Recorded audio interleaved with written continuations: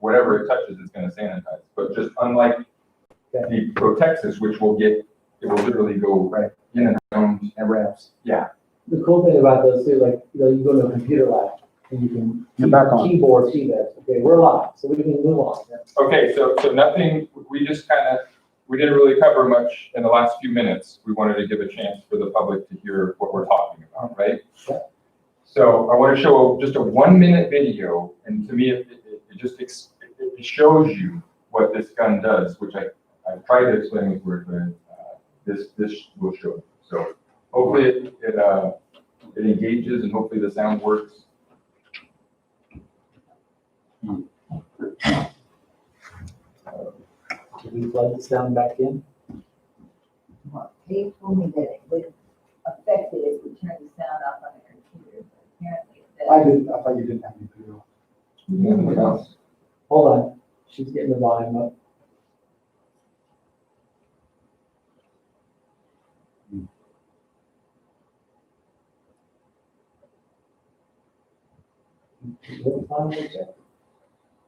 Oh, remember.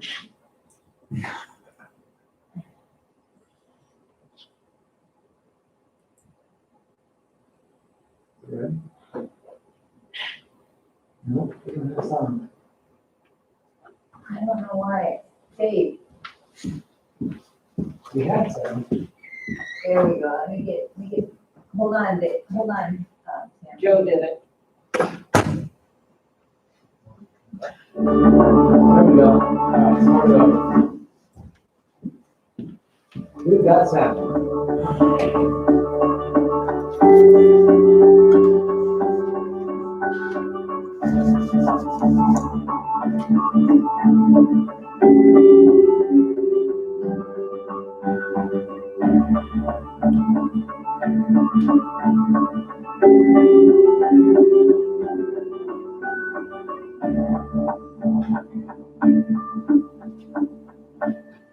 Get it? Was it clear? Were you able to see what it does? Mm-hmm. So we got 7 of those things.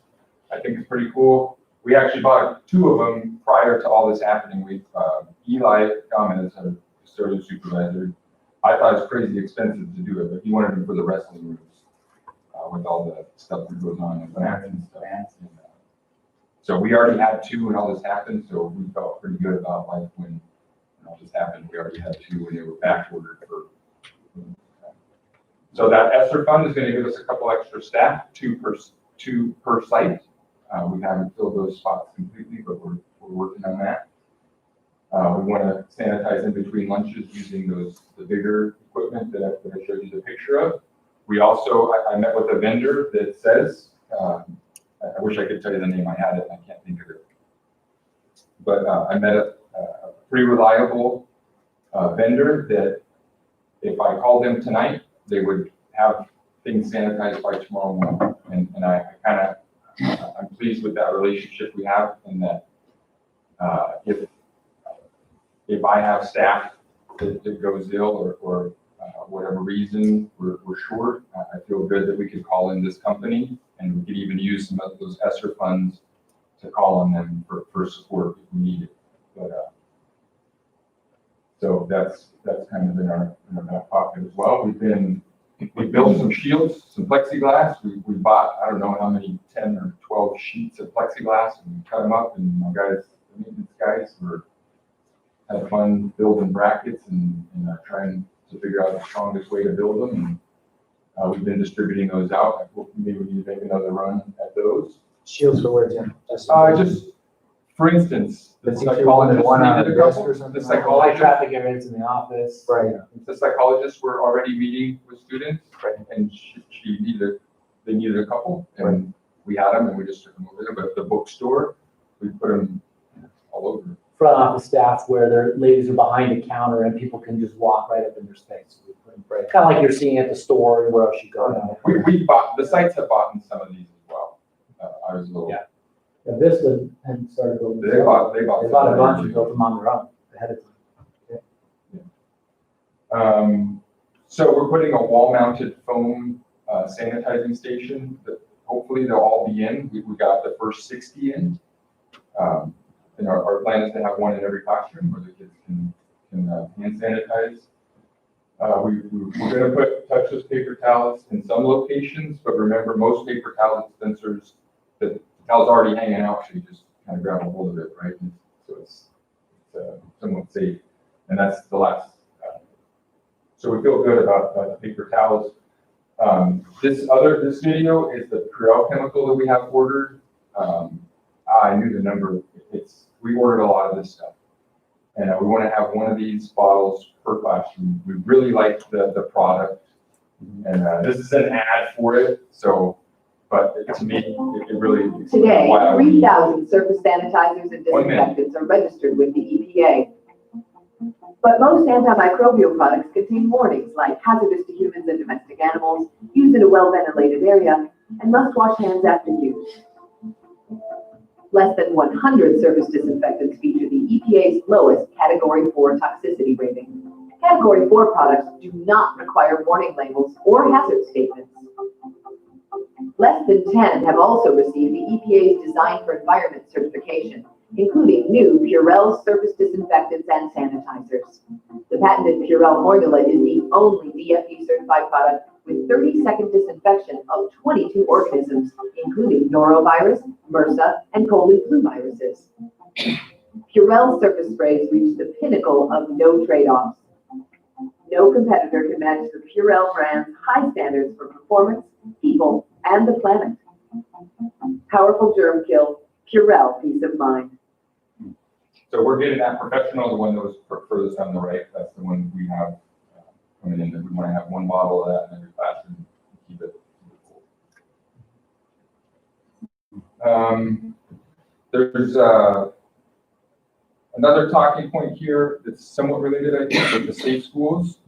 We do quite a bit of training. I think every new employee and every even returning employee is doing training through this internet-based company for safe schools. So it's extensive. They have 500 or more different trainings that we have for us as staff. But they also just sent me an email a week ago saying, hey, we have COVID trainings for students. And after every training, you got to click on a couple of questions and answer it correctly to pass the quiz and do that, right? So I responded pretty quick and just said, yeah, we're definitely, I'd be interested in that. Can you tell me how much it costs? And he said, well, it just kind of depends on how many users you have and how many of do you want the whole package? Do you want a couple of classes? What do you want?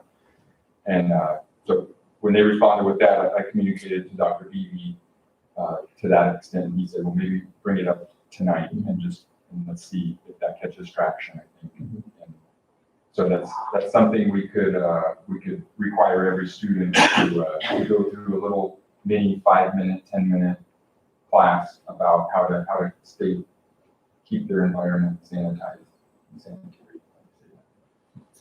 That sounds like a really good idea. I mean, just so just so they have the idea, so it's not like they haven't learned it all. Then that was the other question is, I think we talked at one point about individual desks. When kids are using it, now they're not going to be responsible for if a kid came in and wanted to wipe down his desk before they started. Our thinking was we're gonna need students to help. I mean, there's just no way kind of a cafeteria we can clean. It's going to be a man. So our thought was, and again with this Purell product, and some of what Tim's talking about, is that having students as they enter the class spray down and wipe their own area down so that it's wiped down to their satisfaction as they sit down, so that nobody else, you're not trusting somebody else did it before, right? I mean, and so I think just some of those practices. Some of this stuff, and we've talked about this with Tim, some of this stuff, you can mist it, and there's no reason to wipe it. You just spray it, give it a few minutes, let it dry, and then you go. So you don't even have to wipe down. So things like that. It's going to take some cooperation. And besides some of the things Tim's talked about, we've spent a bunch of money on PPE. That's the biggest. We've ordered the clear plastic big face shields with a cloth that goes down around your neck so nothing can get up. We've ordered one of those for every single employee in our district. We have, I can't remember how many thousands of face masks we've already got in. Thousands of face masks for both students, staff, whoever needs them. We've got face masks. We've got 50 touchless, or the 50 digital thermometers. So we're creating the isolation stations at the schools for a student who may become sick, so we can isolate till we can get them off campus. We're also looking right now, we have RNs at both campus, and we have an LPN, and we've posted, and in fact, we've had an applicant. We're looking to hire a second LPN, so we would have at least 2 nurses at each campus. Because with this going on, we may need to be able to service some of that. And so, since you mentioned the thermometers, the digital thermometers, is that going to be a requirement to come on the campus? Our thinking right now, number one, which we've already implemented, every one of us as employees, when you log into your computer every day, there's a whole login screen that you understand the expectations as an employee, following safe practices, that you are certifying that you are not sick, you don't have a fever, you don't have that. So when you log in and click OK, you're certifying for our staff. For our students, we talked about this a lot. To get in there and have to literally take temperatures every day would be very cumbersome. It would be hard. So our thinking is looking at some of the recommendations we had and sending out to our parents those requirements to send your child to school. So putting it back on our parents that you're going to certify that your child is not sick, and that they're not running a fever, they're not in this before you would drop them off to school, put them on a school bus, send them to school, to kind of put some of the onus back on the parents to keep kids home if they're ill and not send them our way. But then again, if they do show up and start to develop illness, then we have to isolate them and then get them off campus as soon as possible. So contact tracing is going to be another whole thing we're going to look at, and it's going to be a key. But I think with the smaller class sizes, this is a lot easier done, and certainly in a 900 square foot classroom, you can socially distance a whole lot easier with 17 kids in a room than 35. No question. It's impossible the other way. Yeah.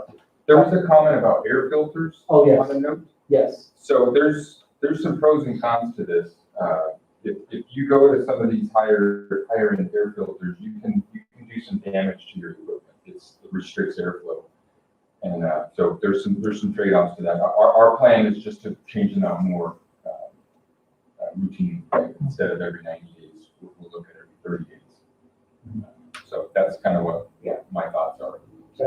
So, Dr. Beebe, Mr. Mason's presentation about the sanitizing and making every cleanliness and sanitize, cleaning all your workspaces on a regular basis, and then all the equipment that we're employing. Are you incorporating these ideas, these techniques, these things into our staff in service to show them what we're actually going to be doing to kind of minimize the fear and the fear level that has been building up as far as how safe our campuses are? That was the whole purpose of the pandemic plan, is to kind of really give everybody an idea, an overview. As far as some of this presentation that Tim has done, right now, we have not done it with our faculty, but we need to do it with our faculty, with both. Yeah, And because the communication that I'm getting from a lot of people is that we don't know what our campuses are doing, and we don't know how safe we're going to be, Right. and what's the procedure. So all this stuff is coming out, which is really good, and we need to get that back to this. I'm sure we are. I hope we are. We're getting it back to the staff and repeating that to them. Here's what we're doing and showing them what we're doing, and over time that fear level is going to go down, and people are going to be more comfortable with the equipment that because it makes no sense to be investing in all this equipment if we can't get the people back and get them comfortable with it and have them come back and be on campus. But again, we're fighting that August 7th or whatever that comeback date is going to be. Whenever we got that date, everybody's going to say, "Well, I still don't feel safe," and because I don't know how I'm supposed to feel safe. Right. But and I think for all of us, every school district across the country, this is a new learning curve. Yep. And we have all kinds of ideas, Yep. and then we're going to bring faculty and students back, there you go. and we're going to learn that some ideas work really well, and we need to refine others. You know what I mean? And so it's just going to be a give and take. And so, but no, we have not. I wanted you guys to have this presentation so you can know where we're thinking, where we're going. but we do need to do trainings, and we do presentations for both of the staff on both of our campuses, so that's what Tim has just shared, and we still have the opportunity to do this before kids come back, so. If I could just take a little plug for my team, I feel like I've told some people, because I talk about, we all talk about this stuff all day, right? But it's like, I don't have to fight in World War II, so if this is what I gotta do, is I can take it, right? And have that message with my team, and I feel like I'm glad to be in the trenches with these guys. They're careful. They don't mess around with it. I mean, of course, they slip up, or, taking their mask out to eat and that stuff happens. But they're pretty careful about it, and nobody on my team has had it. And I hope, I don't want to jinx anything, but I think it's because of they're careful. They do it right, and I think that's what we try to do. You see them wearing their gear and using the gloves, and trying to do it right. Well, that's the other thing that's gonna be critical as we come back, is that people adhere to masks and social distancing and washing their hands and just doing all those things that we've been told to do. And everybody's gotta do their part. Everybody has to do their own part if we're gonna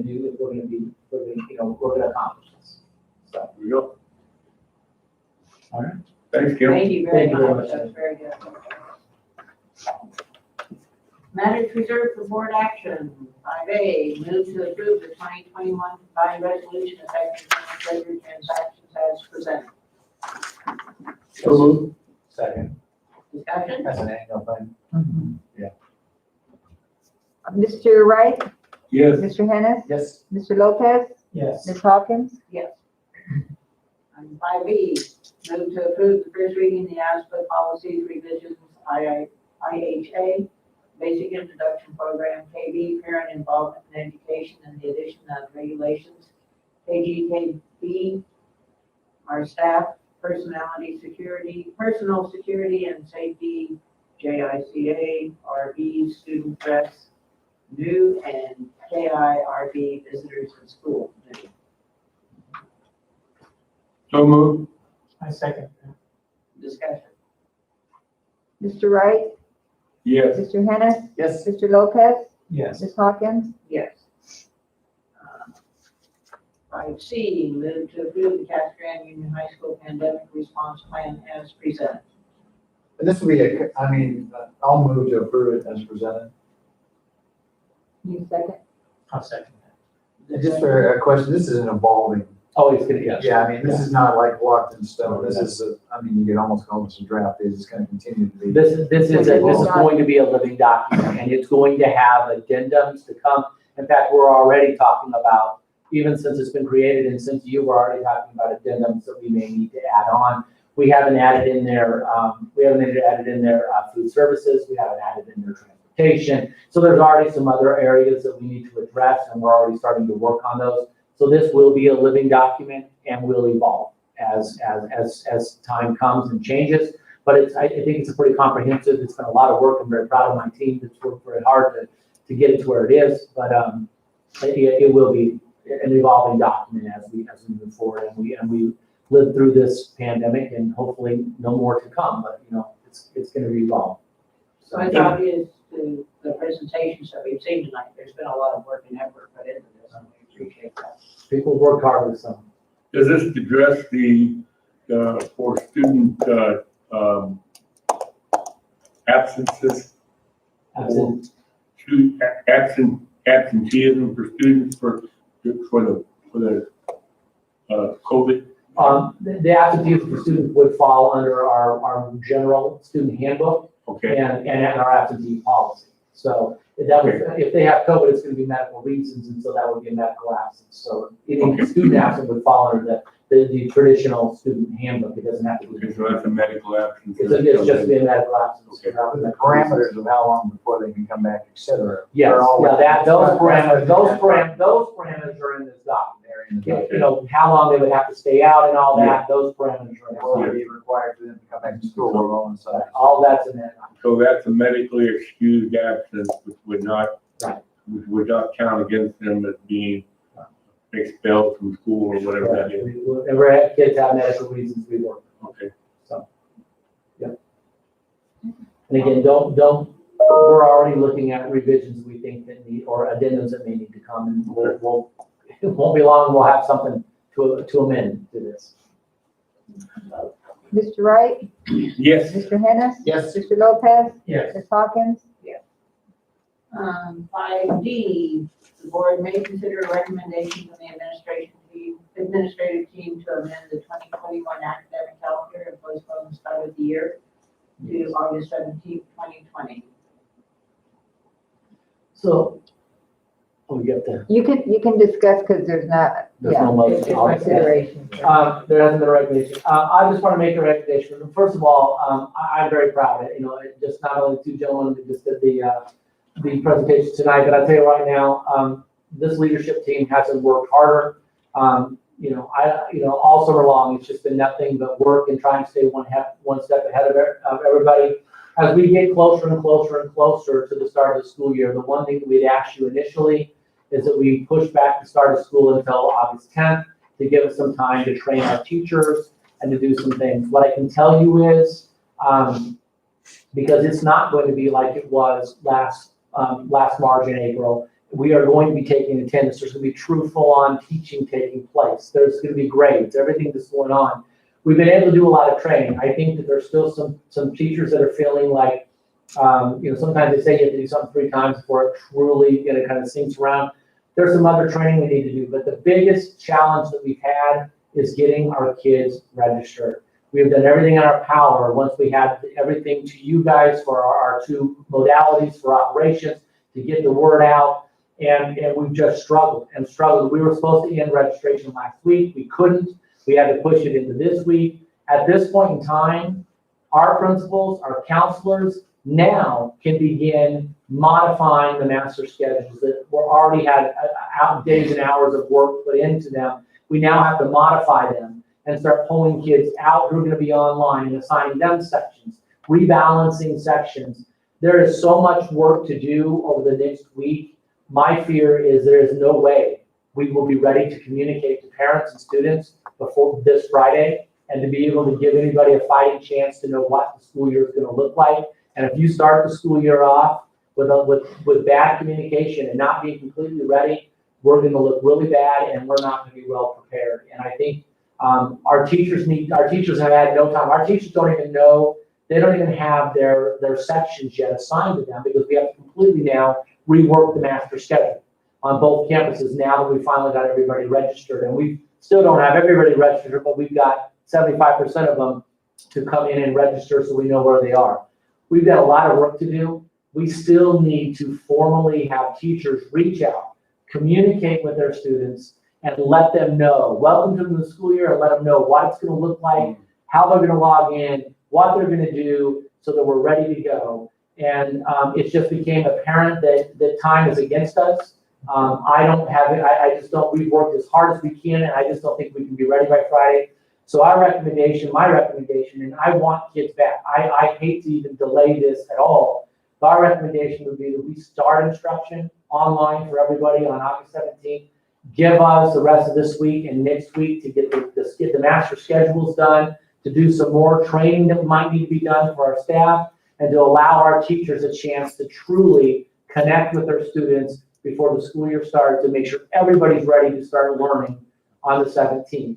If we do that, I would ask that we amend the school calendar by just 5 days. Nothing else needs to change. We would move to a 170-day calendar instead of 175.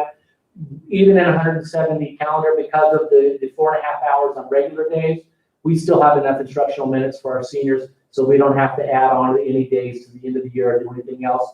But I just think it's only fair to my principals, their counselors, the work that still needs to get done, and our teachers need to have a chance to know what they're teaching, their rosters, and connect with parents. And I just think you got to do it right.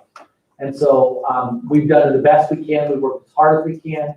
I just think we need time. And so I'm going to ask if the board would consider moving that start to the 17th. I won't come back to you again, I promise, to ask for any other extension. We'll be ready to go.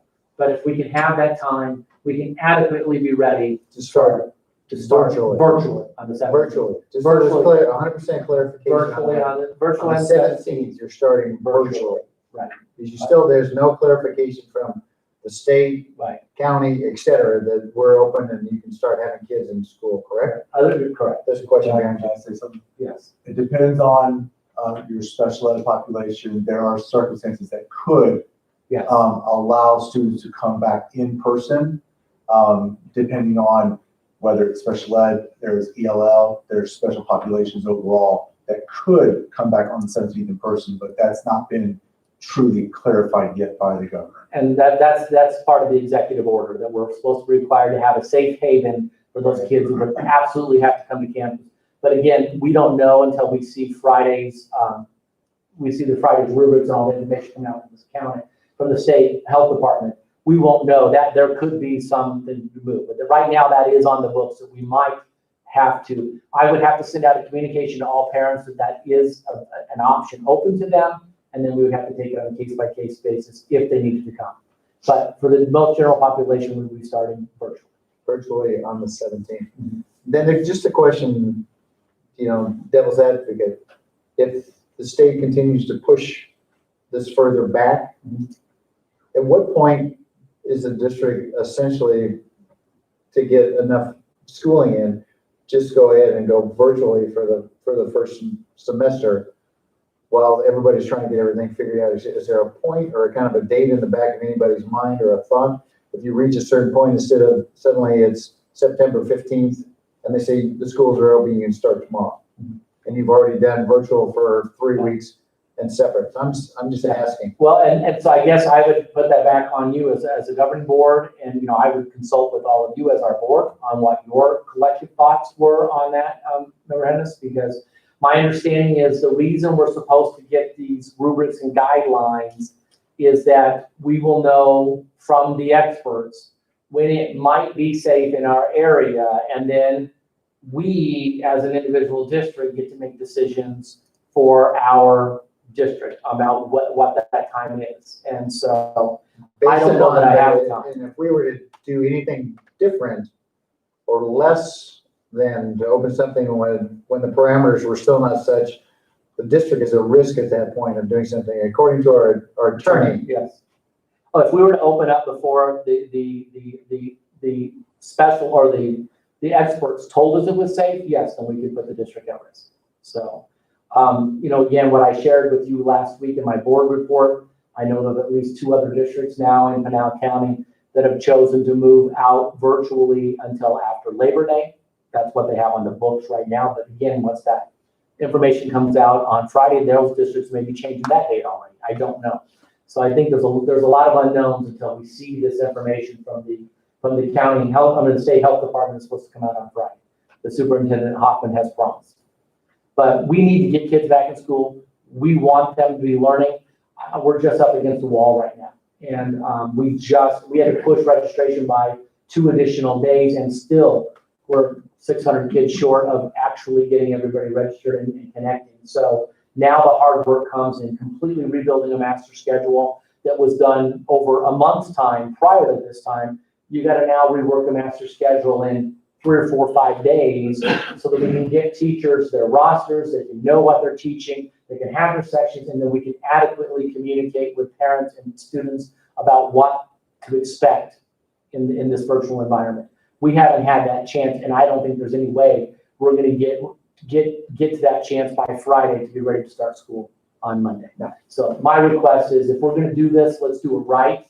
Let's take a step back. Let's give our principals and counselors time to rebuild their master schedules. Give them time to give our teachers their rosters. Give our teachers adequate time to communicate with our families before we really engage in education. And then let's get after it and let's not look back. Well, something Chuck mentioned also, there'll be a time for some more education as far as bringing them up to speed of what the safety issue. We have time. We would have time to enlighten them on some of the safety protocols that were coming in. We can also continue to offer more assistance to our teachers on some of the areas of learning where there's been some questions where they feel like they need some more learning. So I think time just makes us better. And again, I as a superintendent, I would, with your blessing, I would communicate out to our families probably tomorrow to let them know that we're going to do that and why, and then stick to it and not come back to you again. Let's get this school year started. So spin it open correctly and do it one time as opposed to. I think we owe it to our parents to open up right and not have a bunch of frustrated people because they don't know what's going on. So, That sounds great. Need to move to approve the recommendation, or I so move. I'll second that. I think we got our discussion? Okay, Mr. Wright? Mr. Wright? Yeah. Mr. Hennis? Yes. Mr. Lopez? yes. And Ms. Hawkins? Yes. From the district administration, thank you, and we'll be ready. We'll be ready on the 17th. 5E, move to approve and accept the following board informational reports as presented. So moved. Second. Discussion? Mr. Wright? Yes. Mr. Hennis? Yes. Mr. Lopez? Yes. Ms. Hawkins? Yes. Okay. Consent agenda, we have items A through I. Is there anything anybody wants to go to? Discussion? I need to discuss something on item B. It sounds like the appropriate time. Okay, well, approve, then move to approve items A, and then C through I. With the section of B. With the exception of B. Full section B out. I'll move that. B, then no, discuss B. The full section B out. Yes. Okay. That was my motion. I second. Mr. Wright? Yes. Mr. Hennis? Yes. Mr. Lopez? Yes. And Ms. Hawkins? Yes. Item B, resignations and termination. Yeah, I just want to cover something here because my wife and I have a personal relationship with this person that's getting terminated, Michelle Kuntz. She is a member of our church. And so there is that connection, and I feel that I need to abstain from voting on that. Okay. Move to approve. Item B, resignation and termination. I'll move. I'll second. Actually, I can't. Yeah, you just. Sorry. You just saying, yes, I just recused I just yourself. realized. And you just recused yourself. You want to second it, Scott? I'll second it. Okay. Any more discussion? Mr. Wright? Yes. Mr. Hennis? Yes. And Ms. Hawkins? Yes. 7, no more informational on them items. 8, future agenda items. President Hawkins, members of the governing board, my suggestion would be that maybe we set a date for a special board meeting sometime next week after these guidelines come out on the 7th, and that I'm able to get them to all of you and you have a chance to digest them. I have a chance to digest them and see what our state is recommending. Obviously, we're going to be starting school virtually on the 17th, but if we could have a special meeting, give you time to digest, and then have a meeting to see where our district, what stance our district might have on a reopening date for in-person. So just a suggestion. Yeah, I think we have to. So I don't know, Mary can get with you, or if you want to decide now a date and a time, we should probably set a date to do that. Maybe, I wouldn't say probably before Wednesday, make sure that we get the document on Friday like we're promised. So you have plenty of ample time to review whatever it's going to be. So the 12th? That's What day is Wednesday. that? I think that's Wednesday, isn't it? That's Wednesday. We could do the 12th or the 13th. Just pick one. As soon as you get enough information and have a chance to Okay, digest it, I'll and just know send what's it out. going on. Yeah, I'll send it out to you. Joseph. And it's, oh, I'm sorry, I was just saying 13th weeks from better. 13th will be 13th, that's better. fine. Thursday. And then that gives you is more time. noon still a good time for most everybody? Sure. And we can do it in person or virtual, whatever is best for all of you. Okay. All right, move to adjourn. So moved. Second. All in favor? Aye. Aye.